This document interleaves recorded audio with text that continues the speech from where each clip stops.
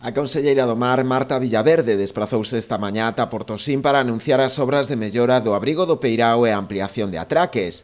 A actuación, que será realizada por Portos de Galicia, ten un orzamento de preto dos 2,2 millóns de euros.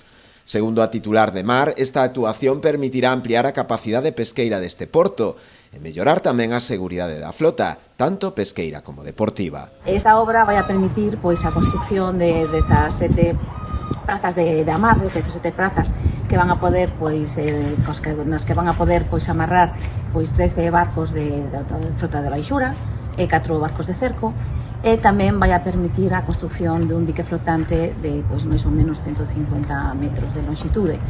Esta obra vai a permitir ampliar a capacidade do porto, sobre todo da capacidade pesqueira, e tamén mellorar a seguridade da frota, tanto a frota pesqueira como a frota deportiva que está no porto.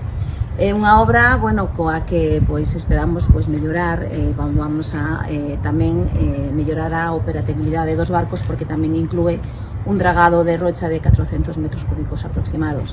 O alcalde Luís Soujo agradeceu este importante anuncio, que responde a unha bella demanda tanto do Concello como da propia confraría, que se completará coa renovación das luminarias de tecnoloxía LED, que se está a realizar actualmente, cun orzamento de 112.000 euros. O que acaba de anunciar a conselleira era unha demanda que tiñamos hai moito tempo para a mellora do Peirao daqui de Portosín.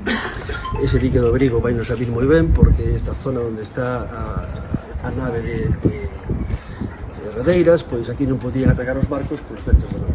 Iso vai nos a cubrir e vamos a poder facer unha nova zona de atraque a maiores dos 17 plazas que levan os pantanas. Unha inversión, como dicía este conselleiro, de 2.200.000 euros, e tamén a luminaria toda nova que se está poñendo, te estou dicindo que xa están poñendo neste momento.